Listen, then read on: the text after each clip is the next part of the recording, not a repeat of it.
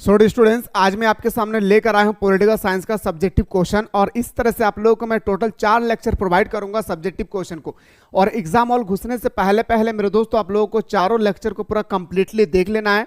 उम्मीद करता हूं कि इससे बाहर आपके पेपर में क्वेश्चन नहीं आएगी।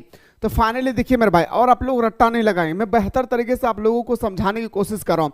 पहला सर, संपूर्ण क्रांति का वर्णन कीजिए। हम सभी को पता है सर, जयप्रकाश नारायण द्वारा संपूर्ण क्रांति दिया गया है। और एक बात याद रखिएगा, इस क्लास के माध्यम से सिर्फ आप सब्जेक्टिव ही नहीं पढ़ेंगे, बल्कि मेरे दोस्तों आप ऑब्जेक्टिव को भी क्लियर कर सकते हैं। इतना सुंदर तरीके से मेरे दोस्तों मैं आपके सामने थ्योरी लेक्चर को लेकर आया हूं। संपूर्ण क्रांति 1974 में बढ़ती हुई खाद्यान्न के अभाव और बेरोजगारी और भ्रष्टाचार के खिलाफ बिहार के छात्रों ने आंदोलन चलाया। आंदोलन का नेतृत्व जयप्रकाश नारायण द्वारा किया गया। एक समय था मेरे दोस्तों जब हमारे देश की आर्थिक स्थिति बहुत ही खराब हो गई थी, और इतने खराब हो गए थे कि देश के लोगों को अनाज नहीं मिल पा रहे थे। उस समय बिहार के जो छात्र लोग थे उन्होंने एक आंदोलन छेड़ा, और ये आंदोलन जयप्रकाश नारायण के नेतृत्व में छेड़ी थे। याद रखिएगा, इस प्रकार उपयुक्त वर्णों से बिहार की संपूर्ण क्रांति का उल्लेख हो जाता है। संपूर्ण क्रांति से यहाँ पे 2 क्वेश्चन सिर्फ याद रखिएगा कि कब शुरू हुई थी। तो 1974 में। कहां से शुरू होता है तो बताएंगे सर ये हमारा बिहार से शुरू होती है। तीसरा क्वेश्चन किसके नेतृत्व में, तो जयप्रकाश नारायण द्वारा। अब आइए से संपूर्ण क्रांति का उल्लेख करना है। अगर आपसे पूछ लिया जाए कि संपूर्ण क्रांति का हमें उल्लेख करना है तो आपको कैसे बताना है। सन 1974 में जयप्रकाश नारायण ने आंदोलन चलाया, जिसका मुख्य उद्देश्य था देश के सभी क्षेत्रों में मूल्य परिवर्तन होना चाहिए। अब 1974 में जयप्रकाश नारायण ने आंदोलन चलाया। एक्चुअली छात्र लोगों ने आंदोलन चलाए थे, और इसका लीडरशिप कर रहे थे हमारे जयप्रकाश नारायण। जयप्रकाश नारायण का मुख्य उद्देश्य था कि हमारे देश के सभी क्षेत्र में मूल्य परिवर्तन होनी चाहिए। इस आंदोलन को संपूर्ण क्रांति के नाम से जाना जाता है। सन 1974 में बढ़ती हुई खाद्यान्न के अभाव और बेरोजगारी से, लोग इतने पढ़े लिखे होने के बावजूद भी मेरे दोस्तों बेरोजगारी थे, तो इसी बेरोजगारी से और भ्रष्टाचार से लड़ने के लिए जो आंदोलन छेड़ा गया था, उसी आंदोलन को हम लोग बोलते हैं, याद रखिएगा, जयप्रकाश नारायण आंदोलन या तो संपूर्ण क्रांति आंदोलन। ठीक है, चलिए सुन, उम्मीद करता हूं कि थोड़ा बहुत इसके बारे में समझ में आ गई होगी। अगला है सन 25 जून 1975 को आपातकाल लगाए जाने का कारण। हम सभी को पता है मेरे दोस्तों कि देश में हमारा 1975 को आपातकाल लागू होती है, वो भी किसके शासनकाल में, तो बताएंगे सर इंदिरा गांधी के शासनकाल में। उस समय आपका देश का राष्ट्रपति कौन थे, तो बताएंगे सर फखरुद्दीन अली अहमद। ठीक है, आप ध्यान देंगे मेरे भाई कि 25 जून 1975 को आपातकाल लगाए जाने के बाद उल्लेख करें। पहला, छात्र आंदोलन गुजरात बिहार। मेरे दोस्तों याद रखिएगा, बार बार छात्र, आखिर हमारे देश में 1975 में आपातकाल क्यों लागू किया गया। आपातकाल लागू करने का कोई ना कोई कारण होगी जिस कारण से हमारे देश में आपातकाल लागू किया गया। तो पहला कारण था कि गुजरात के और बिहार के छात्र जब मन चाहे तब मेरे दोस्तों आंदोलन कर दे रहे थे, पहला कारण। दूसरा है सर कि गुजरात आंदोलन जिसमें चुनी हुई सरकार को कार्य करने नहीं दिया जा रहा था। और मेरे भाई गुजरात आंदोलन में याद रखिएगा, जो सरकार की समय थी, जैसे उस समय कांग्रेस पार्टी की सरकार थी और इंदिरा गांधी थे उस समय देश का प्रधानमंत्री, तो सरकार को काम करने नहीं दिया जा रहा था। जहां जहां सरकार काम करना चाह रहे थे वहीं पे जाकर मेरे दोस्तों बाधा पहुंचा रही थी। इस कारण से भी हमारे देश में आपातकाल की स्थिति लागू करना अनिवार्य हो गई थी। तीसरा से राष्ट्र की एकता और अखंडता को खतरा था। कहा कि अगर हर जगह धरना देंगे, हर जगह अगर मान के चले मेरे दोस्तों दिन प्रतिदिन आगजनी किए जाएंगे, तो लोग कहीं ना कहीं मेरे दोस्तों मौत का शिकार उतरेंगे, और इस तरह से हमारे राष्ट्र की एकता और अखंडता को क्या होगी, खतरा हो जाएगी। चौथा पॉइंट में था सर आंतरिक गड़बड़ी, जिससे प्रशासन ठप हो गया था। और मेरे दोस्तों जो प्रशासन थे उसको भी धमकी देकर रखे थे अदर पार्टी कि अगर आप लोग इस काम के अंदर में आने वाले हैं तो आपको भी भून दिया जाएगा। इस कारण से जो प्रशासनिक व्यवस्था थी मेरे दोस्तों वो भी पूरी तरह से ठप हो गया था। डर के मारे वो भी हमारे आंदोलन में नहीं जा रहे थे।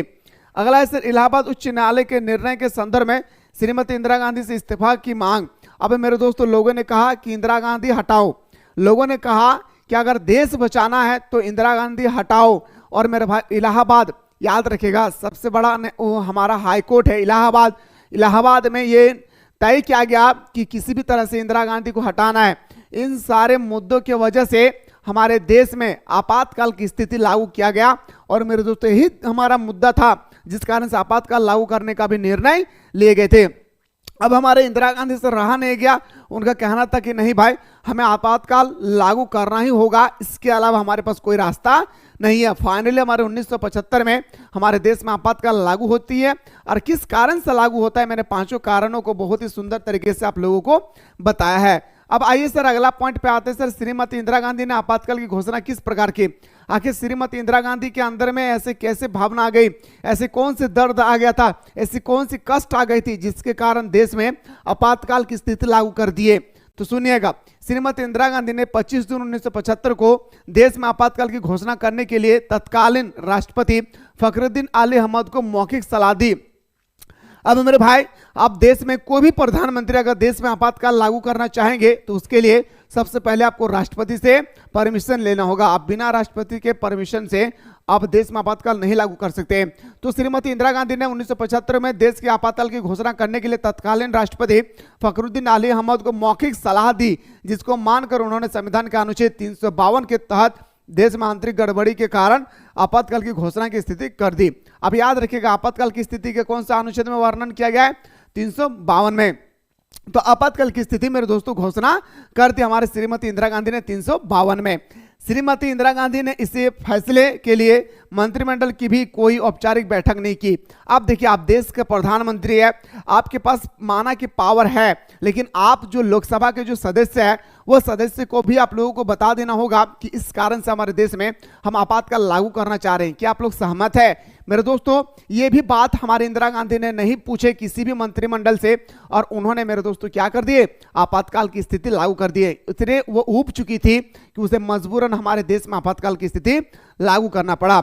मंत्रिमंडल को भी इसकी सूचना 26 जून की सुबह को दी गई। और मेरे दोस्तों, जब हमारे देश में आपातकाल 25 जून को जब हमारे देश में आपातकाल लागू हो जाती है, ठीक इसके एक दिन बाद यानी 26 जून को सुबह को सारे मंत्रिमंडल के लोगों को कानों कान खबर जाती है कि देश में आपातकाल की स्थिति लागू हो गई है। श्रीमती इंदिरा गांधी ने देश को यह बताने का प्रयास किया कि आपातकाल की स्थिति की घोषणा के लिए विरोधी दल जिम्मेवार है। अब श्रीमती इंदिरा गांधी कहती है कि अगर आज हम देश के अंदर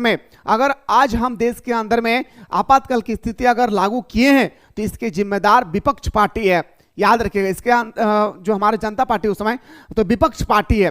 विपक्ष पार्टी होने के बाद ही ये हमें मजबूरन हमें बाधक पहुंचा रही थी, हमें काम करने से रोक रहे थे। इस कारण से देश में हमें लगाना पड़ा आपातकाल की स्थिति, इमरजेंसी टाइम, जो भारतीय संविधान का अनुच्छेद नंबर 352 में बताया गया है। मुझे उम्मीद है मेरे भाई कि आपातकाल के बारे में आप लोगों को बहुत ही सुंदर तरीके से एक एक क्वेश्चन को समझ में आ गया होगा। अब आते हैं सर, आपातकाल की स्थिति की घोषणा के तुरंत परिणाम क्या हुआ। पहला क्वेश्चन मैंने बताया कि आपातकाल क्यों लागू किया गया था, क्या कारण था, देश में ऐसी कौन सी स्थिति आ गई थी जिस कारण से देश में आपातकाल की स्थिति लागू हो गया, पहला क्वेश्चन। दूसरा क्वेश्चन कि इंदिरा गांधी को आपातकाल की घोषणा क्यों करना पड़ा, आखिर हमारे इंदिरा गांधी के अंदर में कौन सी ऐसी दुख आ गई, कौन सी ऐसी विकट परिस्थिति आ गई जिस कारण से बिना किसी को पूछे वह देश के अंदर में आपातकाल की स्थिति लागू कर देती।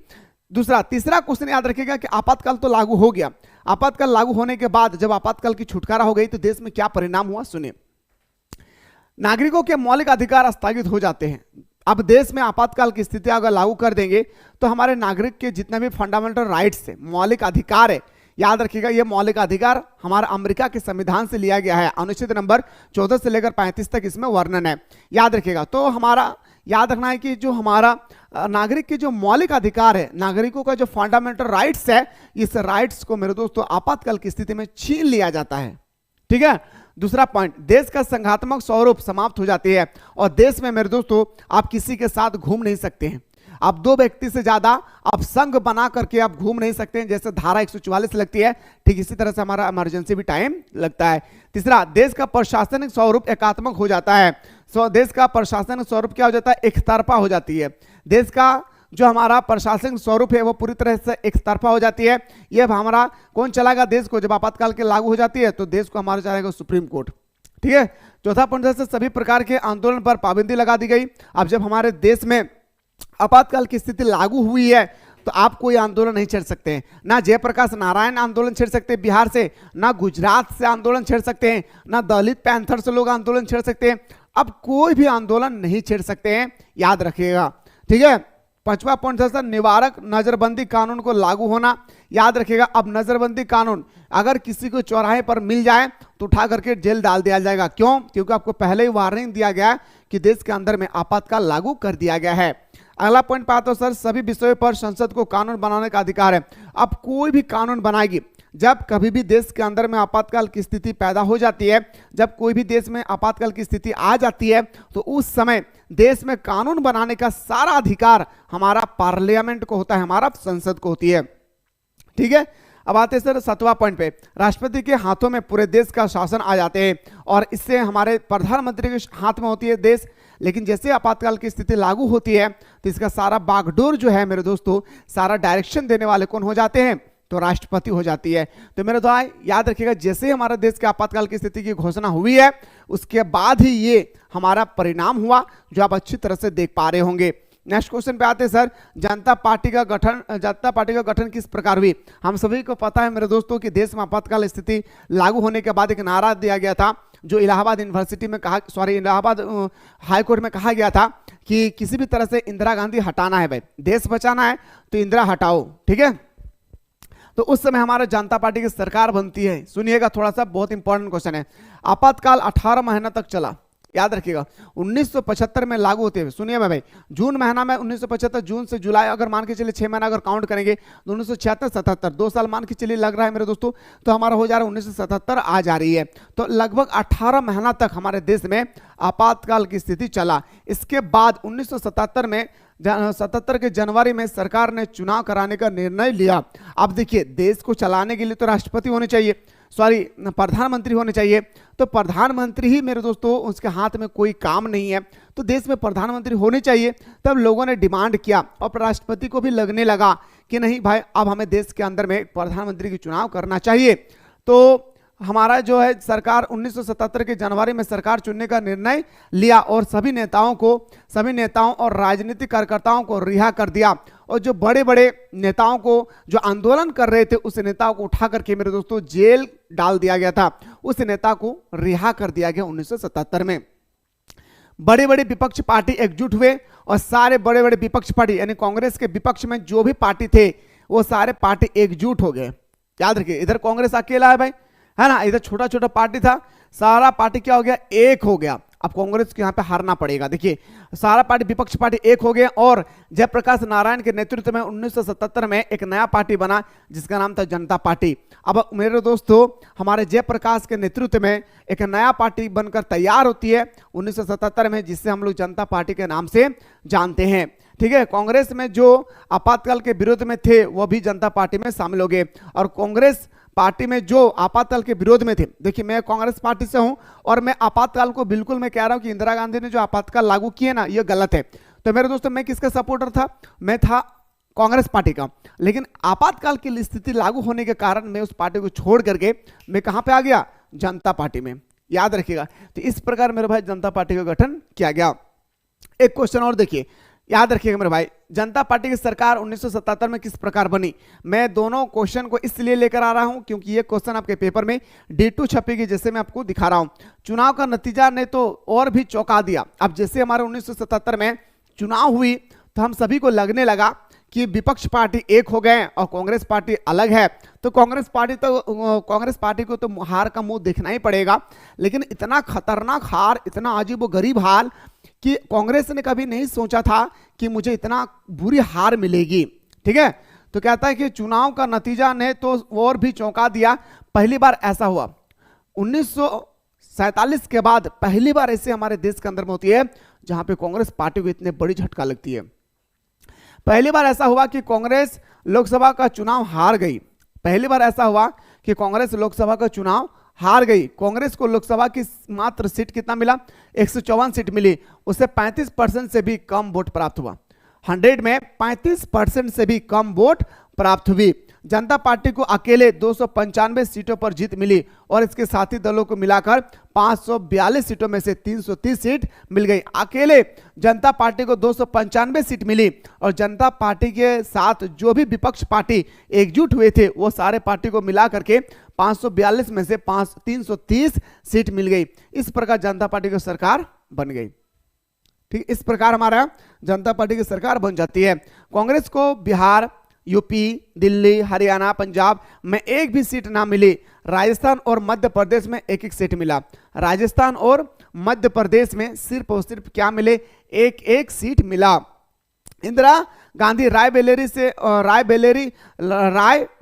से और एक उनके पुत्र संजय गांधी अमेठी से चुनाव हार गए। इंदिरा गांधी रायबरेली से अभी चुनाव हार गए और उसका बेटा, उसका पुत्र संजय गांधी, वो भी अमेठी से चुनाव हार गए थे। इस प्रकार हमारा जनता पार्टी की सरकार बनी। मैंने बहुत ही सुंदर तरीके से आप लोगों को दोनों क्वेश्चन के बारे में बताया, सही तरीके से एक बार आप लोगों को देख लेना भाई। अगला है सह आयोग नियुक्ति का क्या उद्देश्य है। सह आयोग एक योजना है भाई। क्या है सह आयोग, क्या है? तो 1977 की मई में जनता पार्टी की सरकार ने सर्वोच्च न्यायालय के भूतपूर्व मुख्य न्यायाधीश श्री जे.सी. शाह की अध्यक्षता में एक आयोग को गठित की गई। इसका गठन 25 जून 1975 के दिन आपातकाल के दौरान की गई थी। अब मेरे भाई, हमारा जे.सी. शाह जो थे उस समय हमारा देश के, याद रखिएगा, सर्वोच्च न्यायालय के जो भूतपूर्व मुख्य न्यायाधीश थे, उन्होंने कहा कि आखिर हमारे देश के अंदर में जो इंदिरा गांधी है, उन्होंने तो आपातकाल की स्थिति लागू कर दी है। तो आपातकाल की स्थिति लागू किए तो इसके पीछे कोई ना कोई कारण होगा। इंदिरा गांधी ने बहुत सारे कारणों के बारे में विवेचना किए हैं।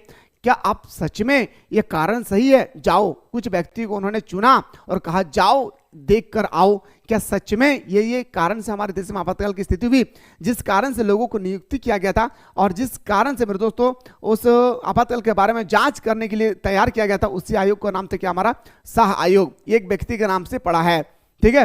तो इसका गठन 25 जून 1975 के दिन आपातकाल के दौरान की गई कार्यवाही तथा सत्ता के दुरुपयोग, अत्याचार और कदाचार के अलग आरोप के विविध पहलुओं की जांच के लिए किया गया था। यह आयोग हजारों गवाहों के बयान को दर्ज किया गया। यह आयोग जो है हजारों गवाहों के बयानों को दर्ज किया गया और साथ ही साथ अलग अलग प्रकार के साक्ष्यों की जांच किए गए। आखिर किस कारण से हमारे देश में आपातकाल की स्थिति लागू किए गए। इन गवाहों में इंदिरा गांधी भी शामिल थी। लेकिन उन्होंने आयोग के सवालों का एक भी जवाब नहीं दिए कि आखिर में किस कारण से हमने अपना देश के अंदर में आपातकाल की स्थिति लागू किया। आइए सर, अब आते सर आपातकाल 1975 में राष्ट्रीय आपातकाल की घोषणा करते हुए सरकार ने इसके क्या कारण बताए। आखिर क्या कारण था मेरे दोस्तों कि देश के अंदर में, मैंने अभी जस्ट बताया कि आपातकाल की स्थिति लागू करना पड़ा।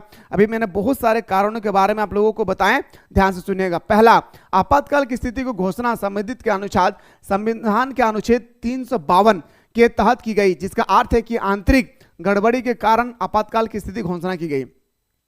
आपातकाल की स्थिति की घोषणा संविधान का अनुच्छेद 352 के तहत, जिसका अर्थ था कि आंतरिक गड़बड़ी, देश के अंदर में आंतरिक गड़बड़ी चल रही है, जिस कारण से देश के अंदर में आपातकाल की स्थिति लागू करना कंपलसरी है, ठीक है, जरूरत है।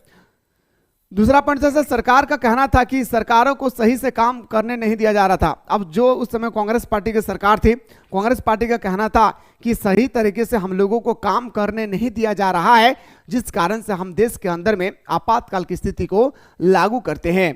तीसरा पॉइंट था सर, जगह जगह आंदोलन और धारणाएं का आयोजन हो रहा था।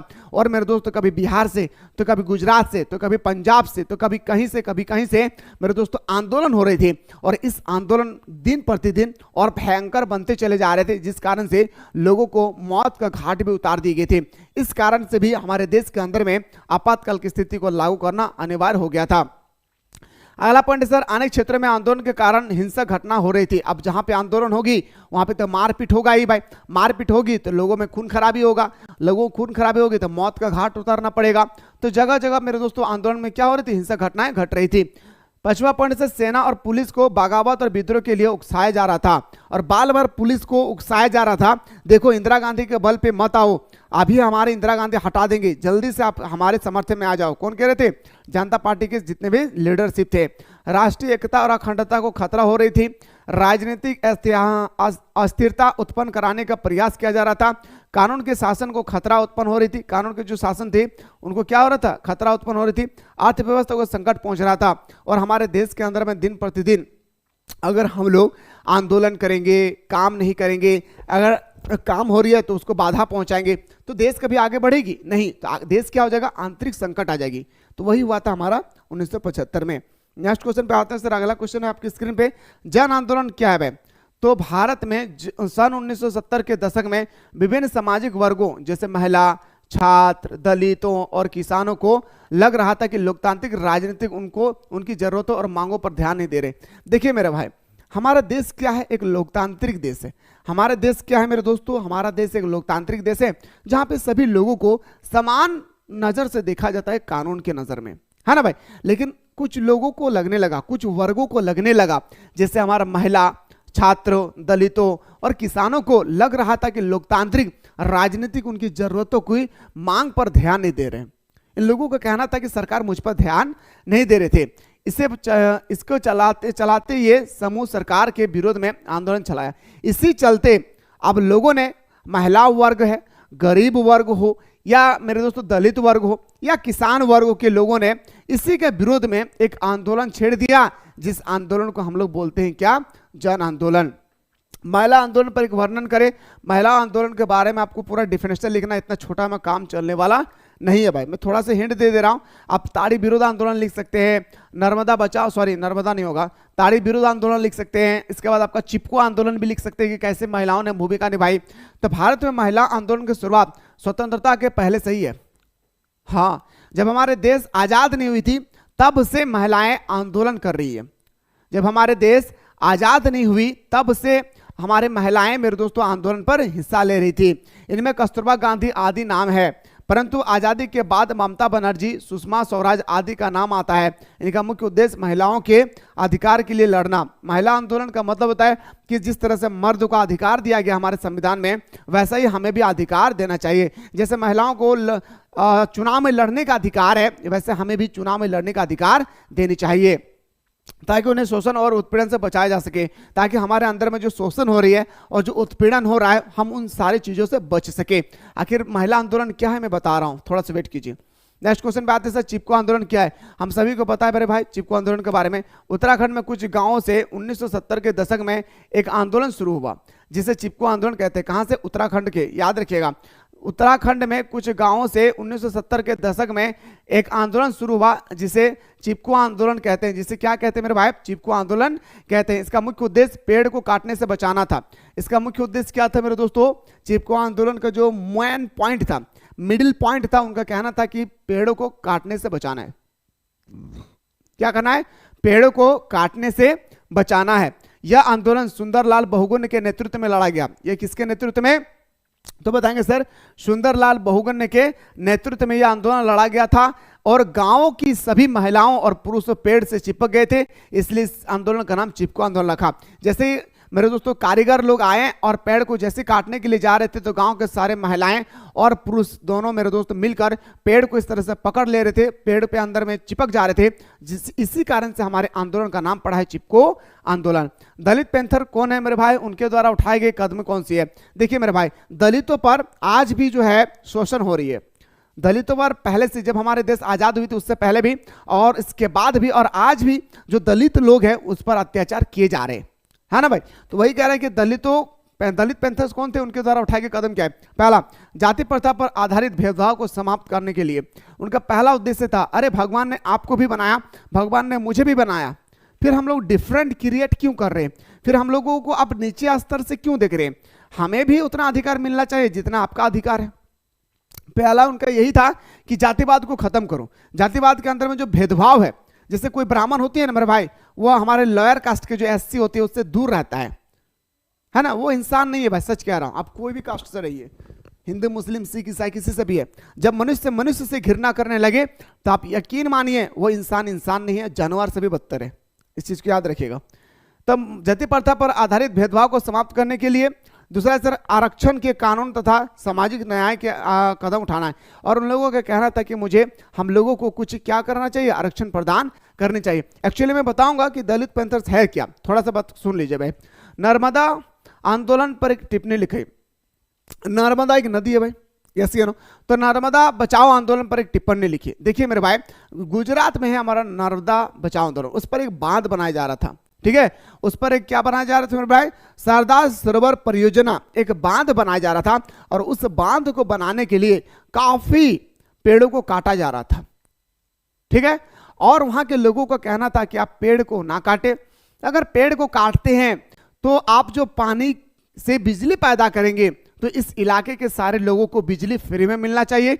दूसरी बात, पानी उनके घर तक पहुंचाना चाहिए, क्योंकि बड़े बड़े जब प्रोजेक्ट का लगाया जाता है, बड़े बड़े फैक्ट्री लगती है, तो उसके इलाके में जो ग्रामीण वासी होते हैं उनको फ्री में 2 चीज देना पड़ता है, 3 चीज देना पड़ता है, स्वास्थ्य, पानी और बिजली। 3 चीज फ्री में देना पड़ता है भाई। जैसे हमारे यहाँ पे है DBC, Damodar valley corporation panchayat dam. अगर कोई पंचायत डैम से है, अगर आप लोग कोई पंचायत से हैं तो आप कमेंट सेक्शन में जरूर कमेंट कीजिएगा, या तो जो नंबर दिया गया वो उसमें व्हाट्सअप कीजिएगा। पंचायत से है, माइथन डैम से है, चिरकुंडा, कुमार देवी, गोविंदपुर, कहीं से भी है, ठीक है।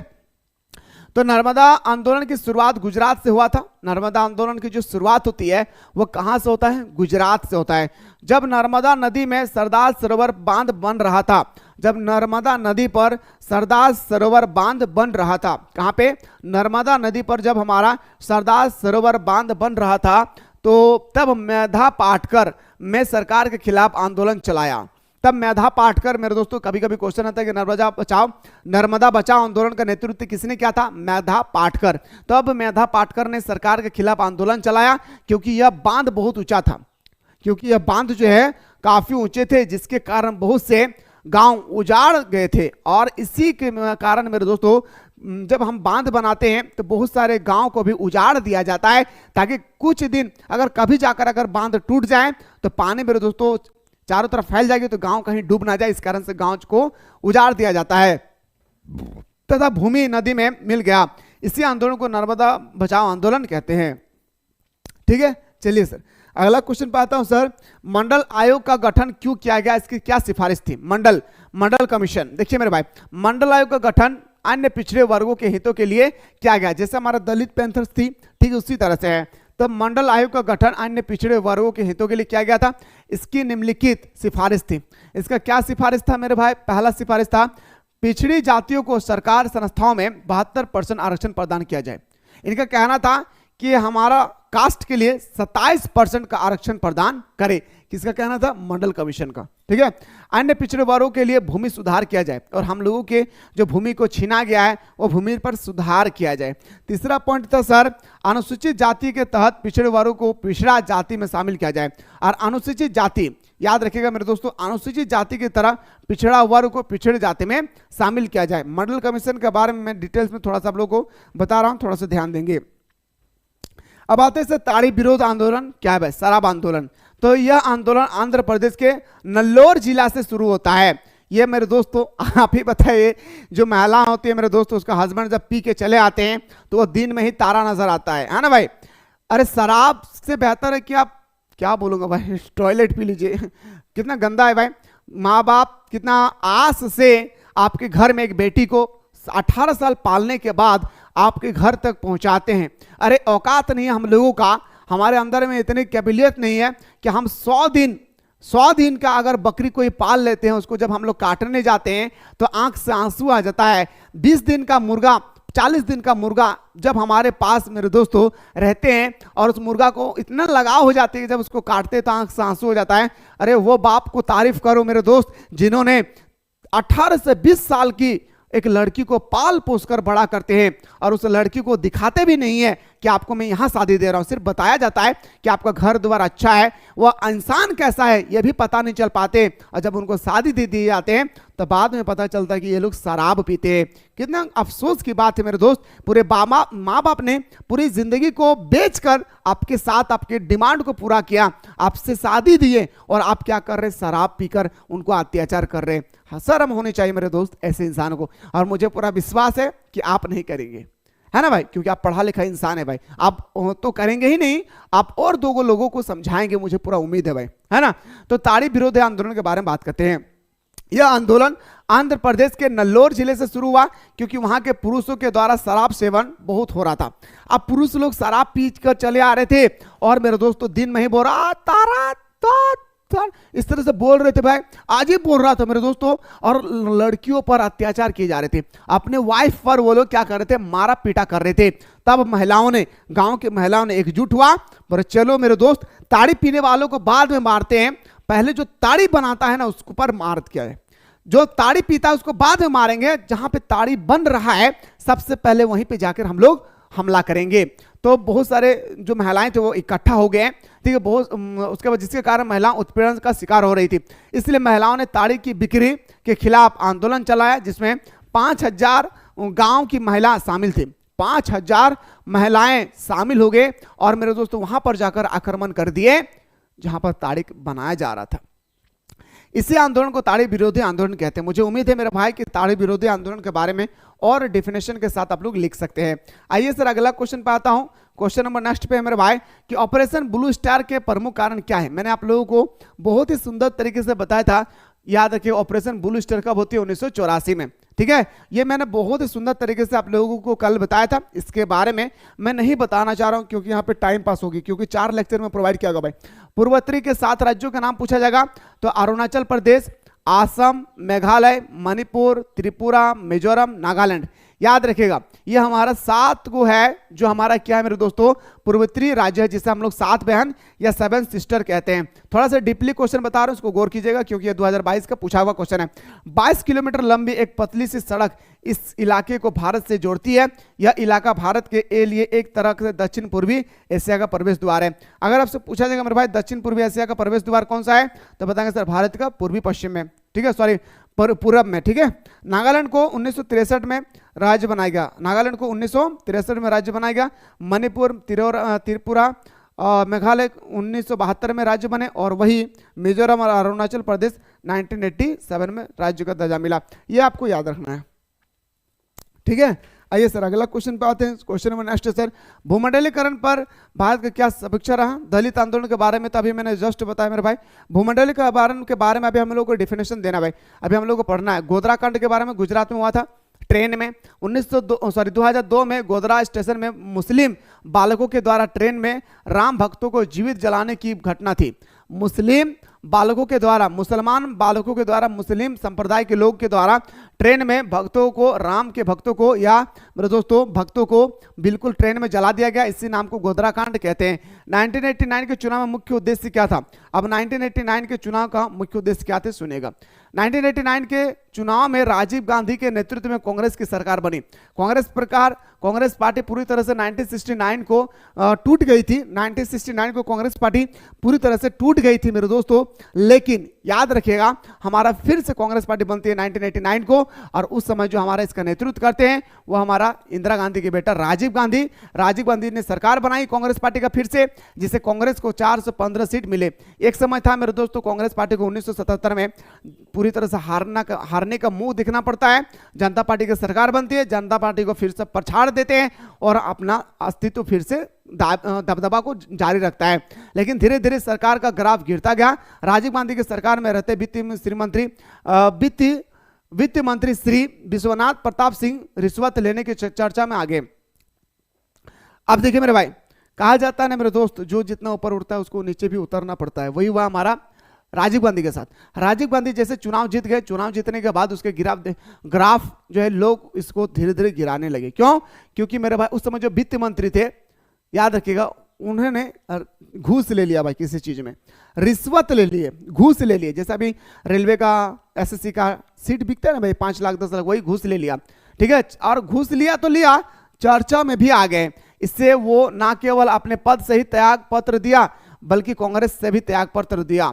और मेरे दोस्तों जैसे उनको पता चला कि लोगों में अफवाह फैल गई कि मैंने रिश्वत लिया, विश्वनाथ सिंह ने वित्त मंत्री का पद तो छोड़ ही दिया है, इसके अलावा जो मेरे दोस्तों कांग्रेस पार्टी का जो पद था वो भी उन्होंने छोड़ दिया। नया दल जन मोर्चा बना लिया और उन्होंने पार्टी छोड़कर नया दल जन मोर्चा बना लिया, जो बाद में अन्य प्रमुख विरोधी दलों के साथ विलय होकर जनता दल का फिर से गठन कर दिया, है ना भाई। देश में ऐसी होती चली आ रही है। 1989 के चुनाव में प्रमुख मुद्दा भ्रष्टाचार था। श्री विश्वनाथ सिंह जो पहले ही एक ईमानदार छवि वाले व्यक्ति थे, मिस्टर क्लीन बनकर उभरे। कांग्रेस को इस चुनाव में हार का मुंह देखना पड़ा। इस तरह से हमारा 1987 के मुख्य चुनाव का उद्देश्य था। अगला है सर मंडल कमीशन। तो मंडल कमीशन वही हमसे पूछा गया मेरे भाई। 1977 में जनता पार्टी की सरकार बनी तो जनता पार्टी में गृह मंत्री चौधरी चरण सिंह ने पिछड़े वर्गों के लोगों की पहचान करने के लिए आरक्षण की सीमा तय करने के लिए बीपी मंडल की अध्यक्षता में एक आयोग का गठन किया, जिसे मंडल आयोग के नाम से जाना जाता है। अब जैसे 1977 में हमारे जनता पार्टी की सरकार बनती है तो गृह मंत्री चौधरी चरण सिंह का कहना था कि देखिए जो दलित लोग हैं, जो कमजोर लोग हैं उनके लिए कुछ आरक्षण होने चाहिए, ठीक है, याद रखना मेरे भाई, उनके लिए कुछ आरक्षण होने चाहिए। किसके नेतृत्व में किया था बताएं, पीबी मंडल की अध्यक्षता में एक आयोग का गठन हुआ जिसका नाम है हमारा मंडल आयोग, ठीक है। चलिए सर, उम्मीद करता हूं मेरे भाई की समझ में आ रहा है। 1989 में कांग्रेस के प्रभाव में कमी के प्रभाव कारण, अच्छा 1989 के चुनाव में क्यों हार गया